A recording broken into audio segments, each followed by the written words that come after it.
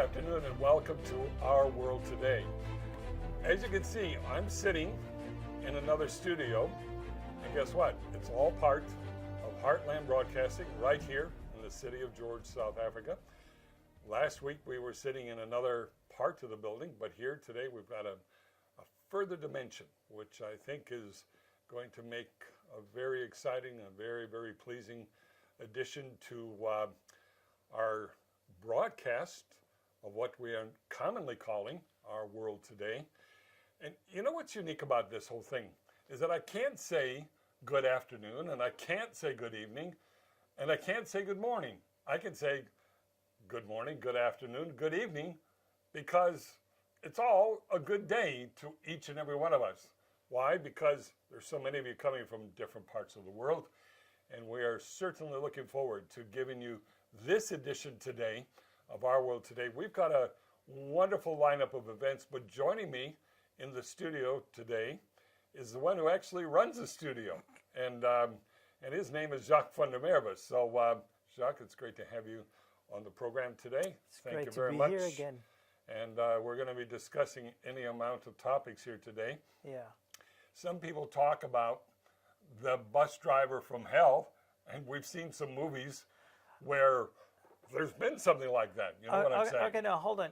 Just to set the record straight here, is that you draw me into this program today, and I don't even have a cooking clue about everything that we're going to be talking about. So if you say bus driver from hell or heaven, I have no idea what you're talking about. Well, let's Tell talk me about more. the bus driver Yeah. from heaven. Heaven. Because everybody knows that we've been experiencing a lot of fires, and we've been talking about that a lot in recent times too on Our World Today. But not only here, but also in California. And of course in California, there has been this raging thing going on all over the state.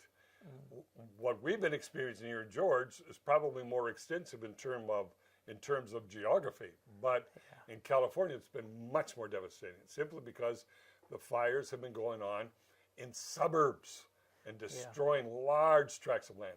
I saw some of the photos of the suburbs that actually got burned. There's nothing left. Yeah. Literally, it's like something went through and it's gone. And last week, after we did the broadcast, well, actually before, because we did it on Sunday instead of Saturday, we were aware of the fact that President Trump actually went to California specifically to try to analyze what was going on and made a commitment to make sure that everything gets built up again out there, which is a very nice gesture, and taking advantage of the tax dollars. Isn't it his birthday now? You might In know the last more about couple of that. Yeah, you might know more about that than I do. But there's been several things that have been celebrated, including Thanksgiving, and we're going to talk about We're that. going to talk about that, But let me talk about this bus driver from heaven, because he saved 22 children plus a couple of teachers from the wildfires in California.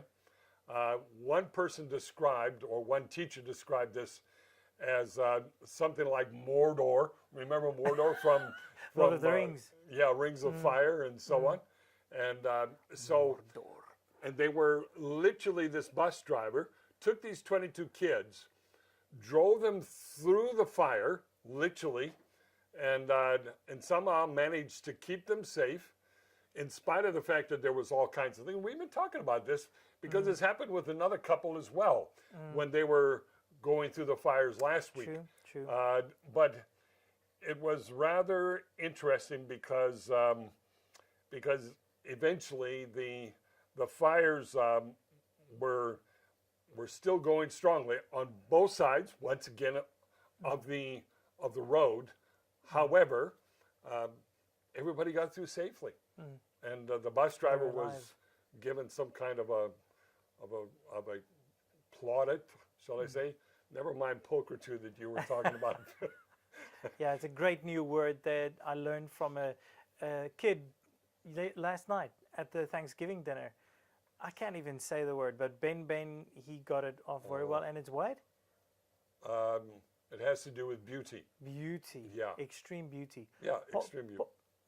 What? Pulchritude. That one. Yeah. Yeah.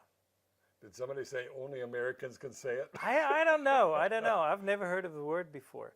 But I mean, this 11-year-old kid, he knows it. And he's South African, by the way. Is he? He's South African. Yeah. And why would that be? I don't know. That he's South African. That's his mom's fault. Oh, is the mother South African? But both parents are South African. Wow. Yeah. But they spend time in America. No, they're from Knysna. But they celebrate. With the Americans in Knysna. Okay. Yeah. All right. Interesting. Well, you want to celebrate Thanksgiving with some Americans this Sunday? I don't know. It depends on how long we go on today because I need some rest. Well, let me tell you something. We've talked about the bus driver from heaven, and that really is a marvelous thing. But we're just gonna chuck, the papers to just that gonna side. Yeah. Go on the other side over here. Yeah, it's a Our fun world today, program. we don't try to hand off anything. Nobody's gonna Not get to a running around producer, here. Not to a director, not to a guest. We're just throwing it. And as you can see, our set is not really complete yet. We just put some stuff together, and it's working. Because this is our first time that we do multicam. Yeah. Yeah, it's first time. We're setting a new trend here, and I think it augurs well. I think that we need to be doing this more often. Yeah. What do you think? Yeah, I think so too. And then we'll get some marvelous guests that are every bit as interesting as you are. As I am. You put me on the spot. Let's go on. We're going to talk about Thanksgiving. Yeah. A lot of people, when they talk about Thanksgiving, because this past week, Americans were celebrating Thanksgiving, and you spent some time with the people, the Americans in Knysna, which is just down the road from us.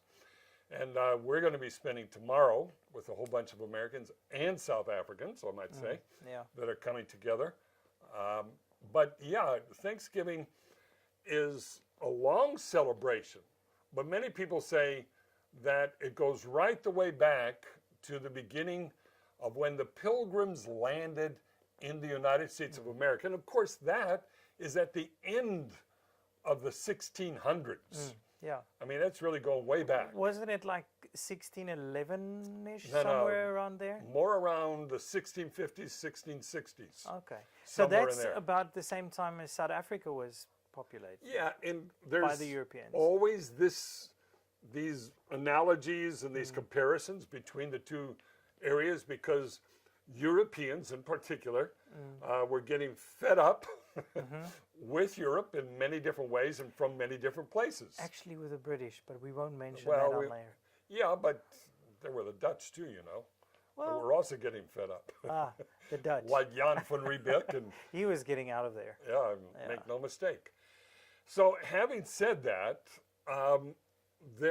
the Americans that landed on the Mayflower decided that they were going to have a celebration, so they did. But in pictures that are normally surfacing about Thanksgiving Day, you see them kind of intermingling with the Indians, and I think that was happening.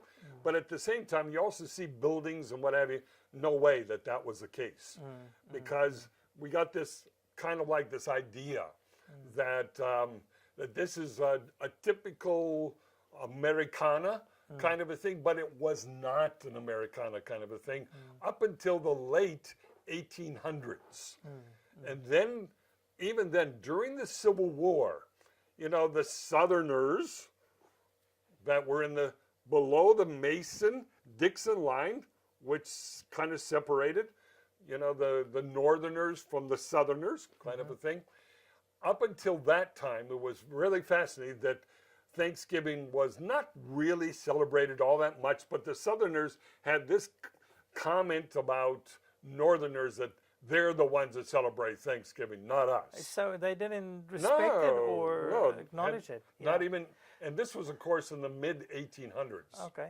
So when did it become an official national thing? More towards holiday. More towards the end of the 1800s, as I understand it. The documents that I have here kind of indicate that then it began to be celebrated, still reluctantly in the South, but eventually in the 1900s, it became kind of like a fixation with the Americans. And from what I know at this stage is that basically Thanksgiving, the day before Thanksgiving, is one of the most traveled days of the year. As a matter of fact, my daughter was here on Wednesday in George, and on Thursday she arrived in America. And Yeah. I told her, I left a message for her when she arrived in Atlanta after a 17-hour one-way trip, nonstop. Excluding the part from Atlanta to Pennsylvania as well. And from George to Johannesburg. Yeah. And it's rather fascinating that I said to her, you're landing on the day where air travel has its most expanded day of all the days on in a year. Because it's all about family. It's all about family. Family is the most important part. Yep, and so they landed on Thanksgiving Day. And I found that rather fascinating. Now, you spent some time over there in the U.S., Yeah. and what was your impression of Thanksgiving? Well, I think from all the holidays that I've seen and that I know of, not that I know too much about anything from Labor Day all the way through Halloween and those things, I think that Thanksgiving is most probably the one that I like the most because of what it stands for. Saying thank you. What we had at the dinner table when we had Thanksgiving, everybody had an opportunity to say what they were thankful for. And I think it makes people think and return back to the whole thing of what do you have in the last year that you have to be thankful for. And I think a lot of people don't always realize the big things in their lives that they need to be thankful for. I would love to see this tradition. I mean, there's so many traditions. We had an interesting chat in the studio this morning. So everybody was ranting and raving about this crazy Black Friday thing, right? Correct. And everybody goes to buy stuff Yes. that's supposed to be cheaper. Now, this is a US thing, an American thing. Huge. The rest of the world hasn't taken any, they haven't attached themselves to Thanksgiving as much as they have become attached to Black Friday, Yes. which is so wrong. If you Quite want to right. do Black Friday, I totally do agree. Thanksgiving as well. Not even to mention Cyber Monday, which Yeah. is now a new thing as well. Wow. And so on. So there's a lot of great holidays from the US, but I think for me personally, the best one above everything is Thanksgiving because of what it stands for. It's interesting that you talk about the Black Friday kind of a connotation, and I saw some things on Black Friday that were, wow. I mean, it's bizarre. It's crazy. I mean, here in South Africa, yeah. but obviously yeah. in America as well. I mean, people go nuts, but it signals, they always say that it's the first shopping day for Christmas. People are And the going to first- get the bargains. Yeah, and the first day that you can actually play Christmas music and put your tree up. Yep. Yeah, so just, when Thanksgiving is done, you can put your Christmas tree up if that's what you want to do. And shops, stores, please don't play Christmas music ahead of that day because it's crazy. I mean, it was mid-October and we had Christmas music already. And it's like, and what's up with that? It's very fascinating. On Thanksgiving Day, I put something up on Facebook, which I was very, I was delighted to do it.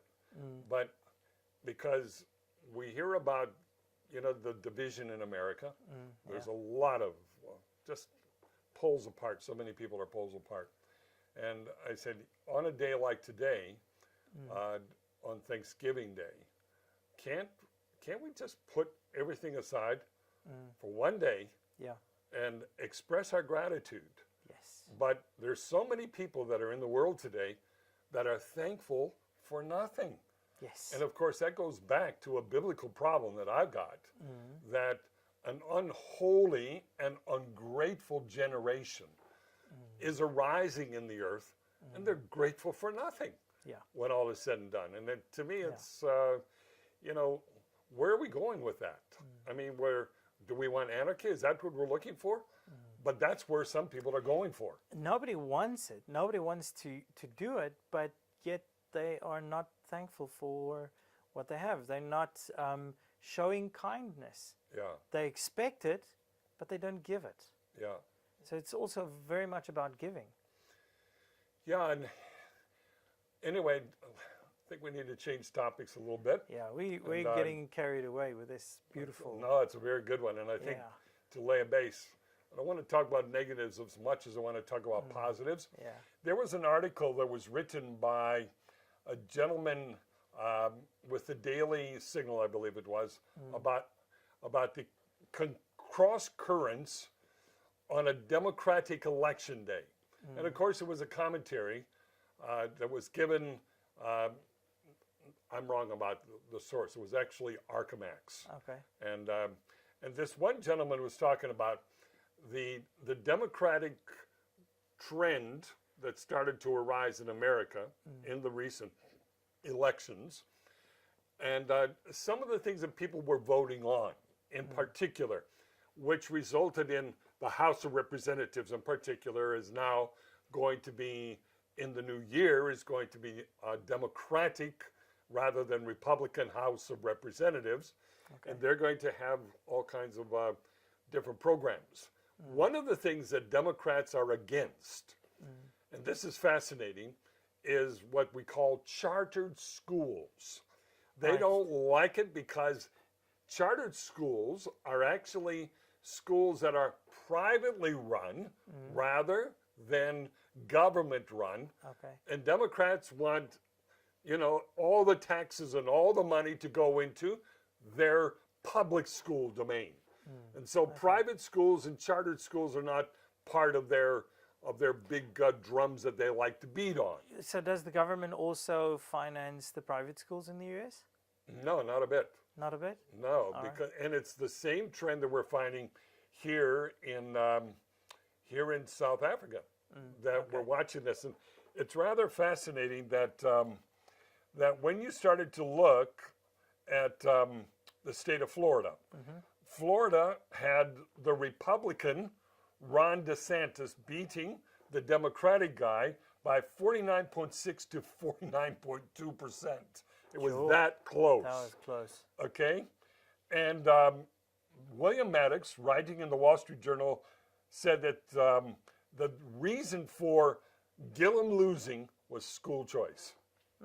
Rather interesting, because he said Florida has more than 650 charter schools and helps fund 100,000 kids with private school scholarships. Now, that is one exception to what I just talked about, because, very few states have had the guts to say that, hey, charter schools are doing a better job than public schools. Yeah. And so we're going to help fund that. So Democrats are against that. And so Gillum, the guy running for the Democrats, was endorsed by the teachers' unions, and he promised to cut those programs down to nothing Wow. if he became governor, Wow. while DeSantis backed them. And I found that rather interesting that CNN in an exit poll showed an unusually high 18% of black women as well as 44% of Hispanics voted for the Republicans. School choice. School choice. What do you think about that? School choice. I've got a lot of opinions about schools and stuff. I think if you look at public schools these days, it feels to me like teachers are working very hard. And because of the kids, really, it's a new era of kids growing up. Yeah. And there's not a lot of discipline. And especially if the power of discipline is taken away from a teacher and teachers don't have authority anymore, then the kids can do whatever they want to. That is not a good thing.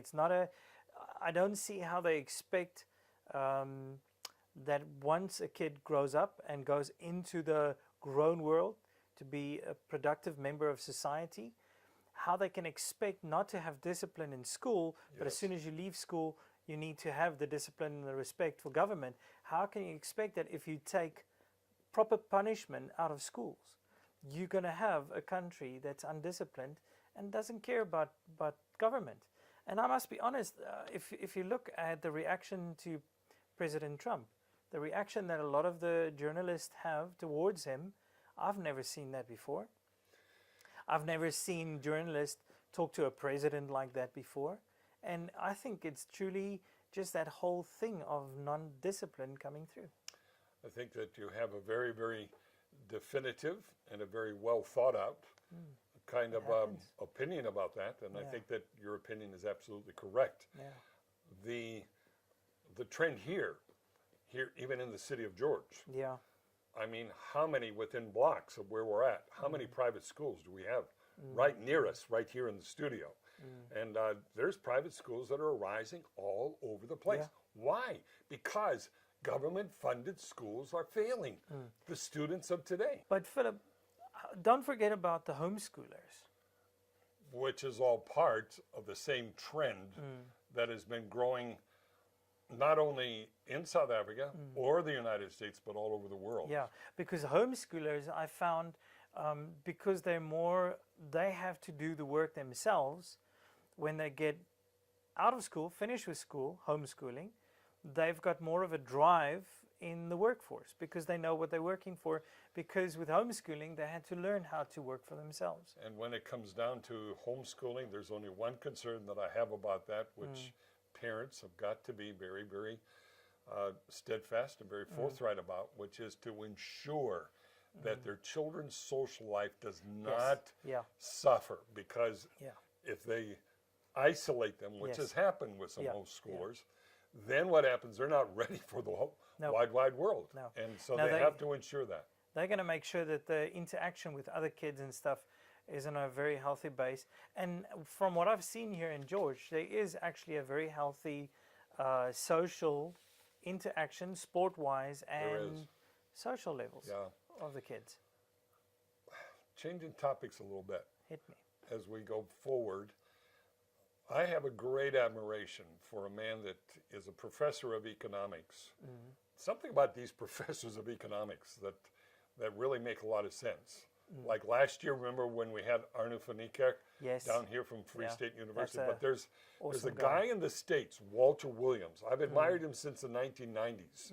He's a professor of economics at George Mason University, which for many people they don't know, George Mason is actually a part of the greater Washington, D.C. area.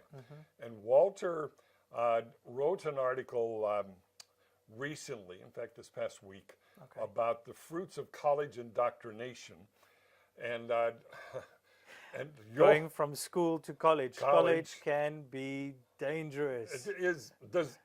In South Africa, they would say baie gevaarlijk. Baie gevaarlijk. It's very, very dangerous, very folks. dangerous indeed. It's something that we have to, if the children have not been disciplined in their early life, they're going to be treacherous by the time they get to college, because they're getting professors that are encouraging certain expressions. So when we start talking about Antifa in America, I mean, it's a bunch of young people that are out there screaming. Don't let me say what I feel like saying. Yeah, please no. Because it is absolutely ridiculous. So when a guy like Senate Majority Leader Mitch McConnell goes to have a date with his wife, and they go to a restaurant and they're accosted, not only at the restaurant, but also when they go to Reagan Airport in Washington, D.C., and when they get to Kentucky, by these radicals. I mean, Walter Williams draws reference to that. In the same way with Ted Cruz, who was recently reelected, and he was harassed by these same idiots. Please forgive me. But isn't it the same discipline thing? It's the same thing. If you're not taught respect for other people, then you'll just walk over everyone. You'll have no respect for somebody's opinion. In a way, I think maybe they don't even respect themselves. And that's why they go all yup, yup, yup, just to feel better about themselves. Well, one of the things that they talked about, Jacques, is political commentator Tucker Carlson. And he is just that. He's an opinionated man. He takes on anybody. He's like a bulldog. When he gets a hold of something, he's going to grab it. Yeah. So what do? They go to his house at night, damaging his front door, chanting, "Tucker Carlson, we will fight. We know where you sleep at night. racist scumbag, leave town. That's what they do. I mean, and he's got to flee for his life. And isn't that racism in itself? In as itself. Well? So That's how what it's all how about. can you fight something and you are that at the same time? Well, here's what Walter Williams is saying. That at universities, these kids, these young people, are being taught. Orwellian, remember George Orwell, 1984? They're being taught that to report, often anonymously, their neighbors, friends, and professors for any instances of supposed biased speech and expression. Isn't that like a little bit like the communism and Communism? stuff as well? Yeah. They also went on and talked about 51% of college students say they have a right to shout down a speaker with whom they disagree. They once taught Western culture was to be respected because we had freedom of expression. Today, professors and college bureaucracy teach students that we are victims of Western culture, and so on and so on. Yeah. You know, Benjamin Franklin said, whoever would overthrow the liberty of a nation must begin by subduing the freeness of speech. And guess what? After they overthrow the freeness or use the freeness of speech that they have, then they turn around when they become the leaders. And then they're upset because Then- nobody's listening to them. Precisely. Yeah. And they want to now throw away free speech because now we've got the power. Yeah, yeah. Yeah, tell me about it. Oh, All right, no-sighted. let's finish on a positive All note. right. It- Tuli Madansela. I love that lady. what did she do now? She was the public prosecutor. She called Mr. Zuma to the book big time. Yeah, I mean, Yeah. and she lost her job accordingly. But I love that lady. yeah. You know what? I happen to know that this is a godly lady. She's a lady that upholds certain principles. This past week, the German president, not the prime minister, Yeah. but the German president, Frank Walter Steinmeier, he bestowed Germany's highest order of merit. In other words, the Federal Cross of Merit upon advocate Madonsela during his state visit to South Africa. Really? Yes. Well, there's some respect for you. Now listen to this. He said, Tuli Madonsela, you teach us how resilient a democracy actually is if we determinedly defend its principles.